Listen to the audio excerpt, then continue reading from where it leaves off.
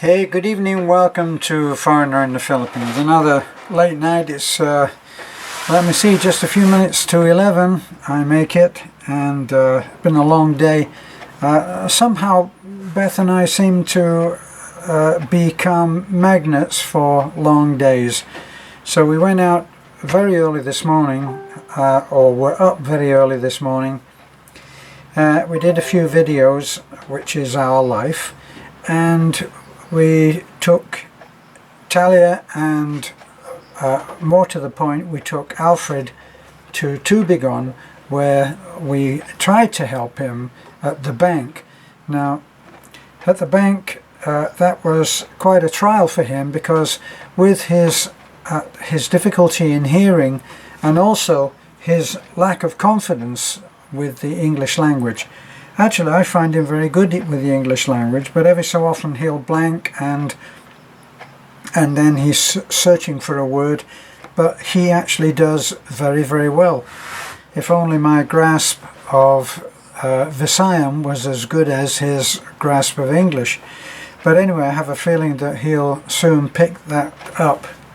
Well, anyway, we went to the bank with him, and it turns out that the person that could handle him, I may have already said this in another video, but the person that could make a decision on whether the bank would require the alien registration card is not there.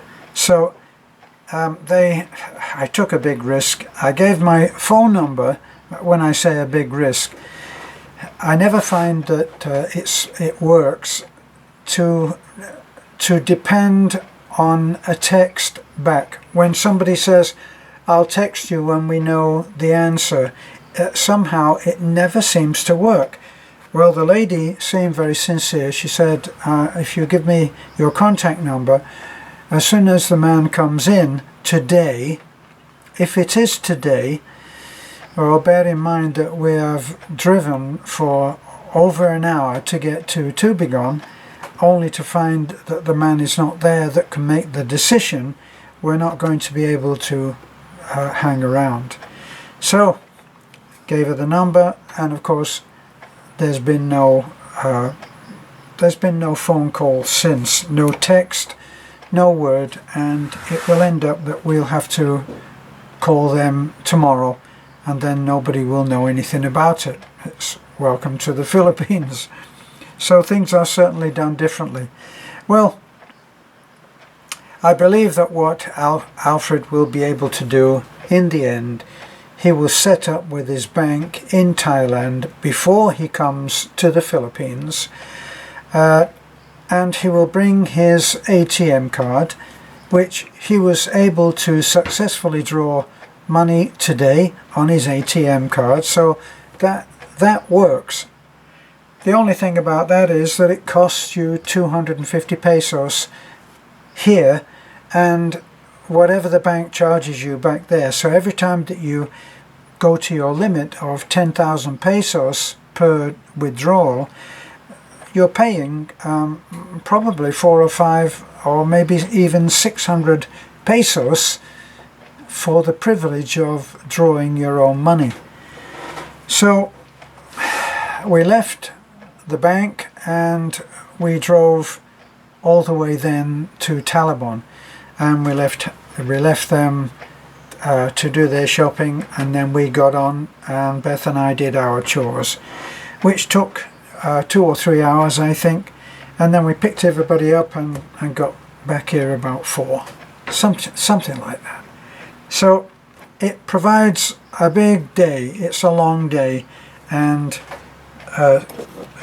sometimes we just get to the point where we would like a real day off, and we're going to try for that tomorrow, except that something always turns up. But for me, what I do these days is I'm a great lover of reading, of books, as you probably know, and I'm reading at the moment a book which is titled The Complete Stories of Truman Capote. I don't know whether you are familiar with Truman Capote.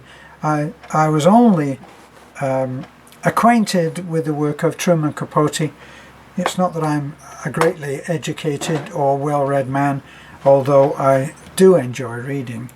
Anyway, Truman Capote wrote one of the short stories in a big collection of short stories that I was given in Florida, and there must have been about 80 or 90 or maybe even 100 short stories in this collection, and I faithfully read every single one of them. Truman Capote's was one of the best in there that I read, but it was very funny, ironic and very funny. But since then, and since getting this book, which was sent to me by my friend Roger, that I found much beauty in this and a very unusual way of describing things, which is often very funny. So I'll do for you what I do for myself when I get to the end of the day. I'll read you a little bit of Truman Capote. Now this is a very funny story, gently, sweetly funny story. The man, Mr. Belly, he goes to a cemetery which is overlooking Manhattan, and he goes to visit the grave of his wife, which he doesn't do very often. His wife he was married to for 27 years, and he wasn't, it sounds very cruel, he wasn't sorry to find himself single, and was quite happy with it. Well, he gets to the cemetery and he's there lost in thought at the grave of his wife when a lady comes up and starts talking to him, and it's very, very funny the way that she ingratiates herself to him, with a little flattery and acknowledgements and everything.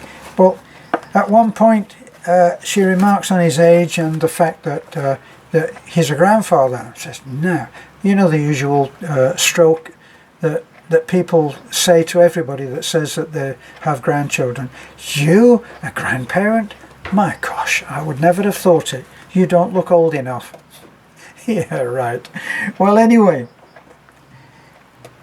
once it gets to the point of the lady saying, a grandfather? You? This is where it then branches into Capote's way of describing how Mr. Belly thinks of himself. Mr. Belly had several vanities. For example, he thought he was saner than other people. Also, he believed himself to be a walking compass. His digestion and an ability to read upside down were other ego-enlarging items, but his reflection in a mirror aroused little inner applause. I love that phrase. His reflection in a mirror aroused little inner applause. In other words, he didn't think too much of himself. Not that he disliked his appearance, he just knew that it was very so what. The harvesting of his hair had begun decades ago. Now his head was an almost barren field. While his nose had character, his chin, though it made a double effort, had none. His shoulders were broad, but so was the rest of him. Of course, he was neat, kept his shoes shined, his laundry laundered, twice a day scraped and talcumed his bluish jowls, but such measures failed to camouflage. Actually, they emphasized his middle-class, middle-aged ordinariness. Nonetheless, he did not dismiss this lady, Miss Mary O'Magan's flattery. After all, an undeserved compliment is often the most potent. Hell, I'm 51, he said, subtracting 4 years. Can't say I feel it. And he didn't. Perhaps it was because the wind had subsided, the warmth of the sun grown more authentic. Whatever the reason, his expectations had reignited. He was again immortal, a man planning ahead.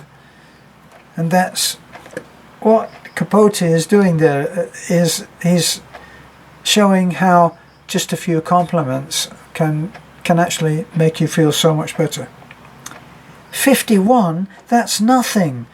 The prime is if you take care of yourself. A man your age needs tending so, watching after. Surely in a cemetery one was safe from husband stalkers. The question, crossing his mind, paused midway while he examined her cosy and gullible face, tested her gaze for guile. I love that. Though reassured, he thought it best to remind her of their surroundings. Your father, is he... Mr. Belly gestured awkwardly. Nearby, remember they're in a cemetery. Pop? Oh no, he was very firm. Absolutely refused to be buried, so he's at home. A disquieting image gathered in Mr. Belly's head. One that her next words, his ashes are, did not fully dispel. Well, she shrugged. That's how he wanted it. Oh, I see, you wondered why I'm here. I don't live too far away. It's somewhere to walk and the view. They both turned to stare at the skyline where the steeples of certain buildings flew pennants of cloud, and sun-dazzled windows glittered like a million bits of mica. Mary O'Megan said, "What a perfect day for a parade." Mr. Belly thought, "You're a very nice girl." Then he said it too, and wished he hadn't. For naturally she asked him why. Because, well, that was nice what you said about parades. See? So many things in common. I never miss a parade, she told him triumphantly. The bugles. I play the bugles myself. Used to, when I was at Sacred Heart. You said before... She lowered her voice as though approaching a subject that required grave tones. You indicated that you were a music lover, because I have thousands of old records, hundreds. Pop was in the business and that was his job, till he retired. Shellacking records in a record factory. Remember Helen Morgan? She slays me, she really knocks me out. And then they're into reminiscing. So, this is my release from the effects of a long day. Maybe it did something for you. Maybe you'll even start reading a book. Thank you for being with me. This is A Foreigner in the Philippines. Bye for now.